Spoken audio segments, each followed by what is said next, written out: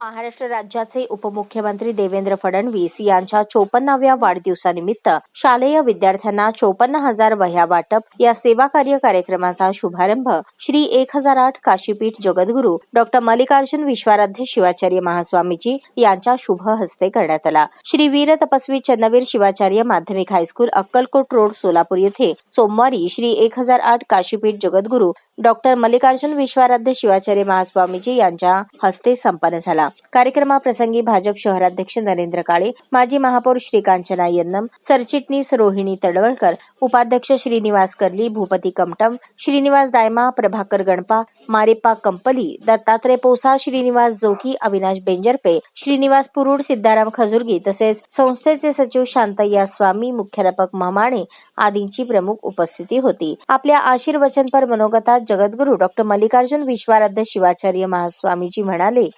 संकल्प अगोदर आपणच्या आशीर्वादाने आपण मठाच्या शाळातून आपण आरंभ करायचा म्हणून त्यांची इच्छा होतं।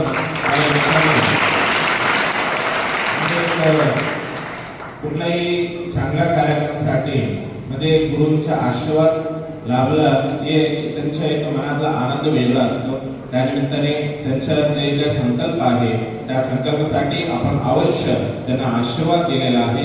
त्यानिमित्त आपण अवश्य समाजकारण आणि राजकारण सुद्धा आपला राजकारणिक उत्तम उन्नत पदवीवर आपण पोहोचावं असंच आपण राजकारण करता आणि आपल्या समाजातलं जे गोरगरीब विद्यार्थी आहे आणि जे गरजू आणि युवकांच्या जे काही अडीअडचण असेल तर त्यांच्या अडीअडचण ऐकून आपण पुढे येऊन समाजकारण सुद्धा आपण करायला पाहिजे।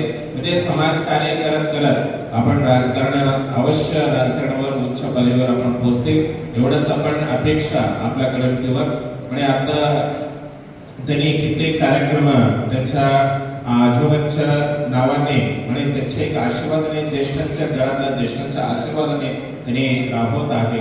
त्या कार्यक्रमामध्ये सुद्धा एक आपला योग्य लीडर आणि आपण जे महाराष्ट्रासाठी भारतीय जनता पार्टीचे आपण आपला माजी मुख्यमंत्री आणि सध्याच्या उपमुख्यमंत्री असलेल्या आपल्या देवेंद्र फडणवीस साहेबांच्या एक विशेष त्यांच्या जन्मदिवस निमित्त आमच्या काल असा मेसेज आला होता की त्यांनी अक्कलकोटला येणार आहे म्हणून आपण त्यांनी जाताना म्हणजे आपल्या मठामध्ये येऊन जाणार आहे म्हणून असा आपल्याकडे मेसेज आला होता। अचानक त्यांच्या कार्यक्रमामध्ये काही ना काही बदल आला। अवश्य त्यांनी 2-3दा इथं येऊन गेलेले मठामध्ये त्यांना खूप आपल्या संस्थाच्या बद्दल माहिती आहे आणि आपलं कार्य सुद्धा त्यांना अवश्य त्यांना मनपूर्वक आशीर्वाद आपण दिलेला आहे। असंच आपला त्यांच्या उत्तरोत्तर अभिवृद्धी पण व्हायला पाहिजे आणि सोबत दोघं नावामध्ये सेम आहे, देवेंद्र फडणवीस साहेब आहे आणि देवेंद्र कोटे साहेब आहे।